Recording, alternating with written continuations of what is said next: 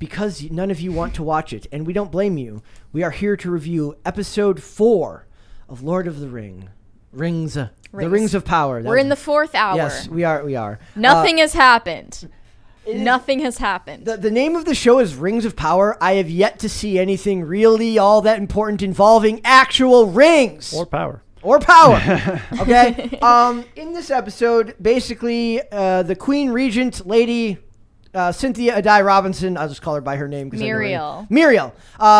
She sees she has a vision of a flood taking out Numenor. The CGI was quite good here, actually. Basically, she's like Galadriel's fault immediately. Yeah. And it really just seems like the Numenorians are just simply racist against elves for no reason. We just don't like you guys. What I took when I was like, what is the problem here? The whole conflict between the Numenorians and elves is completely contrived or at the very least not explained.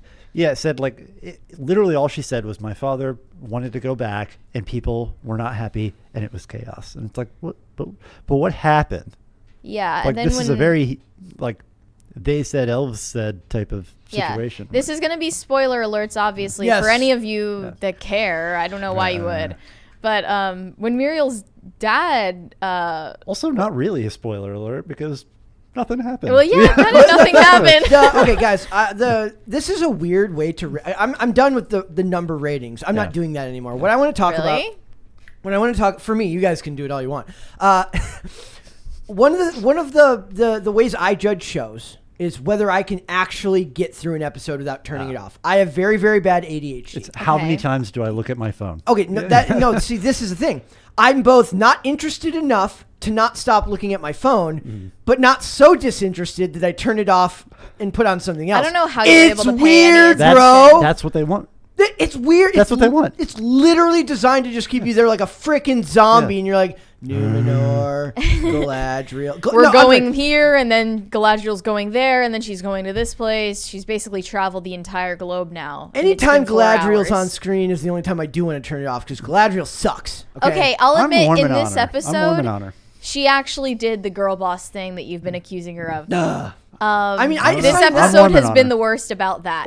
What part of it was that? I mean, it wasn't even that. It's just she's so unlikable. When she got into that hand-to-hand combat with the 5 guards, threw them in a cell off camera. In less than 2 seconds. Off camera while Halbrand is like, don't...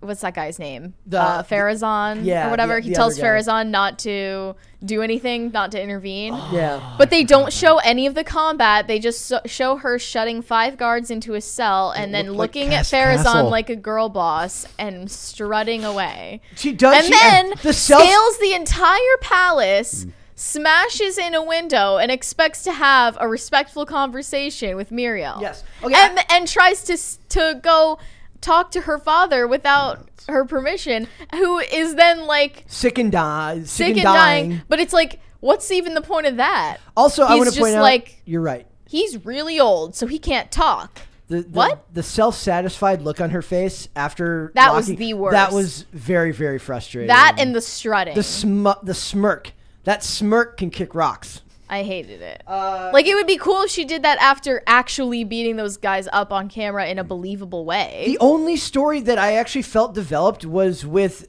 Durin, Disa, Durin, the King Durin, and Elrond, where they actually talk about the mining of the what's it called? The Mithril.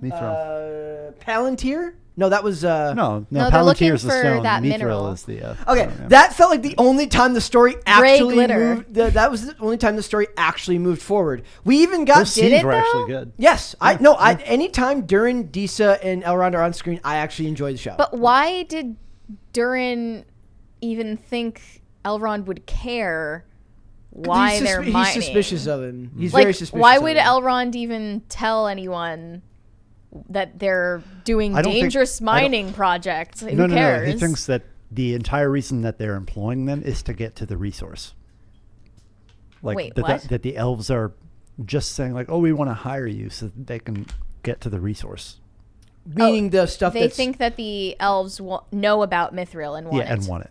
Yeah. And then why is he sworn to secrecy about the existence of Mithril if he thinks that the elves already know it exists? Because he's saying they don't.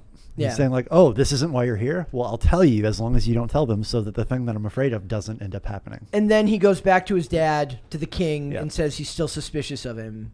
Right. And by the way, there is like this recurring theme of fatherhood throughout the entire episode. Have you noticed that? This one, I mean, that scene, all I can think of firstly, when I saw... there's Adar. Yeah. He's like this Darth Vader figure over the orcs. Yeah. I don't know how I feel about that. I don't know if they're kind of humanizing the orcs too much.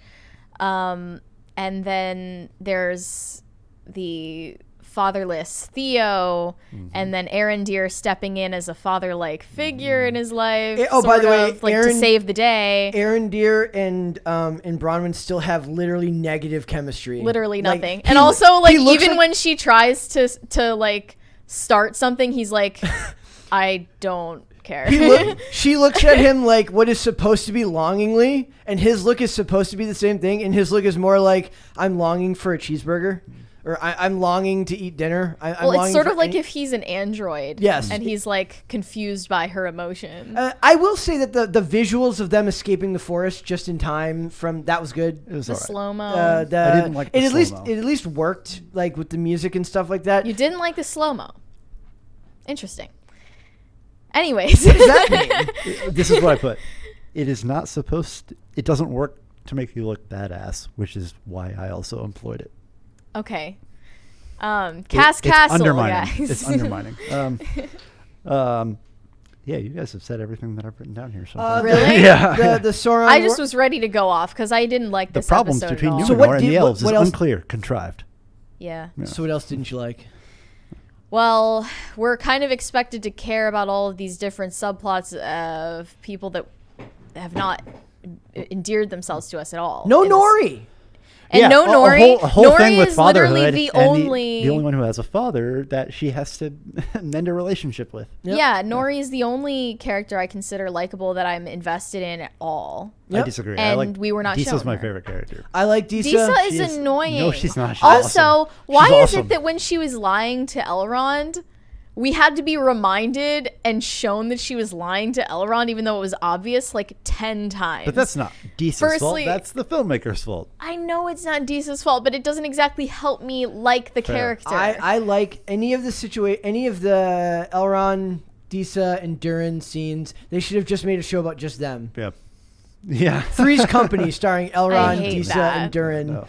And the guy who plays Durin is so good. Yeah, he's so good. Oh, also the guy who gave the Sauron warning at the end was the only one who actually Waldreg seemed like the only one who could actually have belonged in the original Lord of the Rings. I thought the guy that played Adar wasn't bad either, but he's only interesting because he's evil. Yeah. Well, I'm saying that even that guy, the Waldreg guy, he took like a crash course on how to say something in an evil tone. Yeah. Like it was like say this, but say it evil, and he's just standing there menacingly. Grabs the kid's arm for no reason. Like I was like, you don't really do that. I don't even know why the kid decided in a split second to reveal to him that he had the what is that weapon called? The hilt. The hilt. Yeah, of the sword. But it has like some name. Oh, I don't know. There's also the what's her name, Arian. No, it's not Arian. Earian. I'm saying Earian. I'm call her Arian. Please don't. I'm calling her Arian. Okay. Her and her brother. And why do we care about these two brats? And then they also don't look at each other like brother and sister. It's weird. What do you mean? Like they look at each other much more intensely. And I'm like, I didn't notice that. I want to point out that across the what's the brother? And what's this romantic subplot going on with the Arian and this schmuck? Like what is going on? He's so Who cares? Actually, we also had all the lead up to them going on a date, and then we saw none of the date, and only her coming back from the date. You know, for somebody in Numenor, that guy had pretty good game. That guy. Oh yeah, real smooth. He is the like guy in the Hallmark movies that the woman leaves for the airport guy. That is, not as attractive. So it's what's the brother's name? Isildur. Why do we care that Isildur and his friends are in a little like conundrum? He's the one who cuts the ring off. Sauron, annoying, right? Isildur gets. He's the one who defeats Sauron the first time. Okay. So that's in Lord of the Rings. Yeah, but like annoying him gets his friends kicked off the ship, and then his friends are all pissed. And like, why do we care about him and his friends though? But it doesn't make any sense. Like showing them fighting. By the way, fighting in the same exact set that Halbrand was in a fight the other episode. There's only one building, place between two buildings you can fight in Numenor. There's one alleyway. There's exactly one alleyway. Listen, I will say that I strongly identify with that problem of where to put things. So. Well, you don't have $500 million to work with. That's true. So it's a little bit different. The CGI was pretty good for the most part, other than the dog. Or the wolf or whatever. Oh, that awful orc dog. Yeah, yes, that was bad. But I don't even understand the purpose of it. But if it's so bad, just cut it out. When they're in the main hall with me, Queen Regent. Muriel. She doesn't look like a Muriel, guys. I'm sorry. She doesn't look what like does she look like? Not a Muriel. Okay. I don't know what she looks like. Muriel is kind of like an old lady. It's an old lady name. That's what I'm saying. She's too young to be a Muriel. So, like, they're in there. The CGI there looks good. Like, for the most part, I think it holds up if you're watching it. But maybe it doesn't. And the fact that they make a show that you don't want to pay attention to is the whole point. That they're like, I mean, it's kind of good, but he's going to be looking at his phone the whole time anyways. So maybe it's not. Maybe it's not. But I felt like most of it holds up. The water stuff, for the most part, holds up. I feel like if this was a lower budget, any scene involving water would be where you'd see the budget. Where I see the budget is skip crowd scenes because all the extras are. Make right arm movement. X axis, Y axis, X axis, and Y. Their faces. Yeah. I'm. Which take is this? Who's the guy that serves Muriel? The guy with the white hair. Oh, I don't know, but he's terrible. Let's say the one who compared her. Well, he's like drinks on me basically to everyone. Like it's so bad. Like, I feel like I should hate this more, but I feel like it's made like in a way where like if this was actually not a Lord of the Rings show, I would be like, this is really good. Yeah, well, it's charming in the way that a low budget show is, but they have all the money. Yes, and so you're like, where did it go? And instead, I put it on. I'm like, I just want to go watch Merlin instead, which is way better. Yes, way better, way more charming. The conflict between Muriel and Galadriel felt like. How do you pronounce fight. it? I'm not Galadriel. Oh gosh. I can't say it. And also, can we talk about the accents too? Sure. Like, why are the orcs Australian? Yeah. They're gonna have their own J.K. Rowling moment. The orcs are Australian, and then I thought they were like Cockney. I didn't notice. The dwarves are Scottish. Yeah. The Harfoots are Irish. The rest is like vaguely British. Make more Harfoots and way less Galadriel. Way more Harfoots. Less Galadriel. Way more. I mean, if Galadriel were doing things in the plot rather than just moving around the globe and annoying talking to people and arguing with people. I wasn't here last time. Can I ask you what you guys thought of this super slow motion horse riding? Because that was the worst part. I hated out it. loud, and I was like, Calvin Klein. Like, so bad. I saw her face, and then the zoom in on her face. Yeah. She's like, looks deranged. The actress, she has a wonderful smile. How did you do that? Right. She does not have a wonder. Like she looks like she's never smiled a day in her life. No, the actress. Like she looks like they're like it's like that. And they're like she's trying to. It hurts. Like she's trying to figure out how to get her face to smile, and then finally like she's like, "What's happening? What is that on my face?" And it's like, and they're like, "Film that." This feels weird. Yes, like that scene was horrible. I hate it. I like maybe like it's in the director's contract. He's like every episode he gets like in this episode it was the escaping from the. Yeah, we need something slow mo. Really, he's like I need at least 120 frames a second. Perhaps more, and we got to have some like generic rousing music, and he's like, and I got to get one because I'm an artist. Okay, I'm an artist. Never do it seriously. Never do the super slow-mo seriously. It was definitely a Calvin Klein ad. Yeah. With Johnny Depp. Yes. And a Jaguar. It was so the show. Like I said, I can't say it's bad, but I can't say it's good either. No, it's just this episode in particular was bad. They do this thing where they just shoot exist in these super wides, which is not terrible, but it makes all of the actors look very marked. Like I'm saying my lines and I'm standing where I'm supposed to stand. And when Galadriel was leaving Numenor, it was exactly like that. She's always very and trying to like make sure she's standing right for the camera, and I can see it. Yeah, I know you do. Just not in this episode. But they treat her poorly. I don't believe Bronwyn as Theo's mom.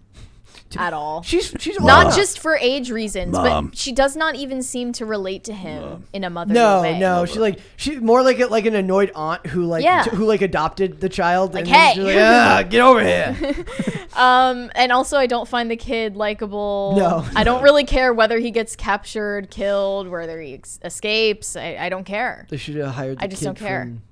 Also, when he went under the water in the well to hide from that orc, that was the funniest part. Like, he came up after like 10 seconds, like really loud. Relax. Every time, way louder than it would have been cooler if he had just gotten up from the water, like. Well, and every time he would hide behind something, like there was like very clearly a person there who would be able to hear him walking. The orcs are right there. Yeah. He's running through the grass, not even crouching. Yes, it was bad. And they're all like, "Look over there." Yeah. And then of course he has. We won't stop until he's found. Crikey! What if one of them says crikey? It's a biggin.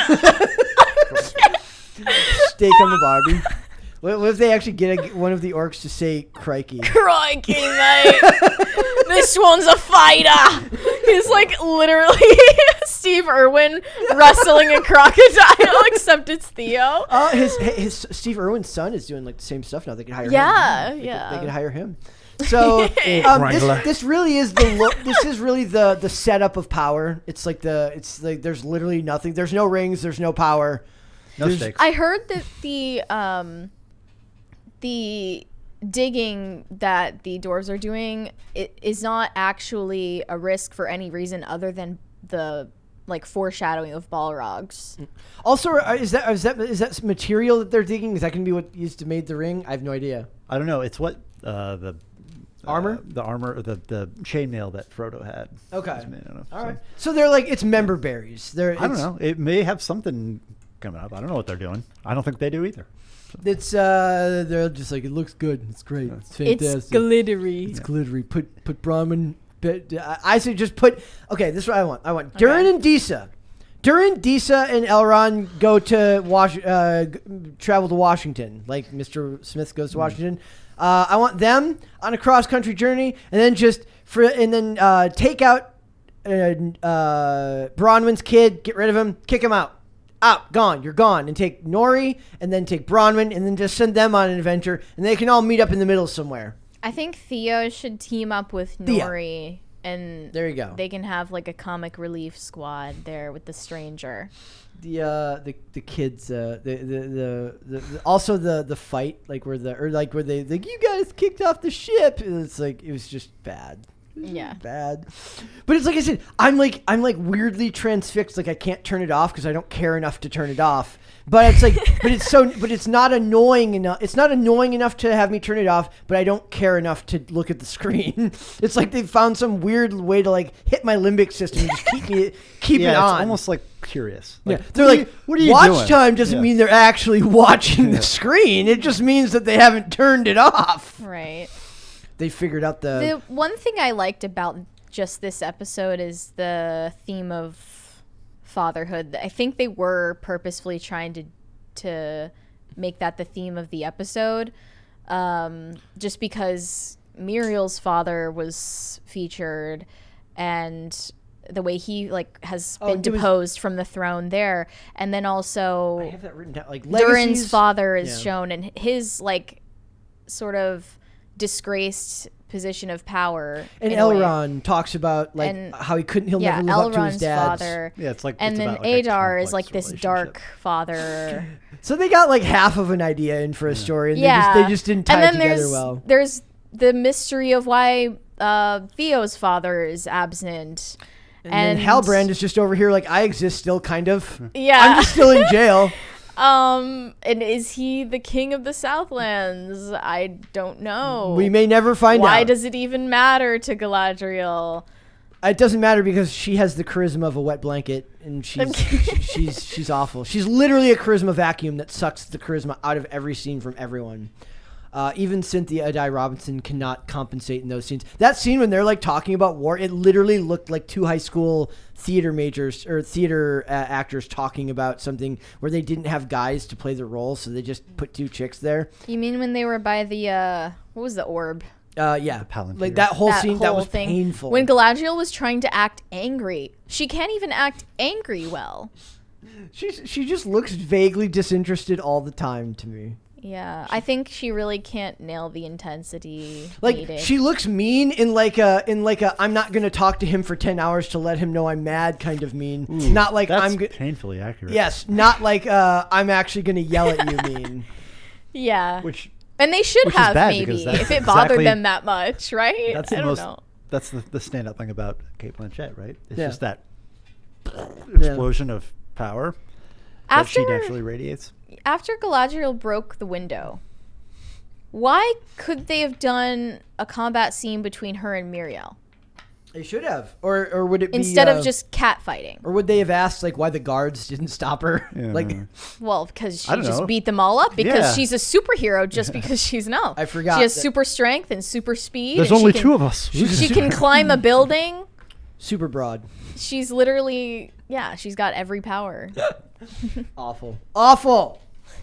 I'll admit, Galadriel annoyed me in this episode. Okay, before I didn't really have an issue with her. The only time it felt the story moved forward was during Disa and Elrond scene. That felt like the only time we were actually making some type of headway to some type of point. I mean, it doesn't seem like that is going anywhere either, because Elrond lied about why he showed up there. He needed a favor and then denied needing a favor. He was like, just because I wanted to visit. It's been such a long time. What if Psych, we get through 8 episodes and they're like, Psych. See that way. They get through the 8 episodes. Is it 8 or 9 episodes?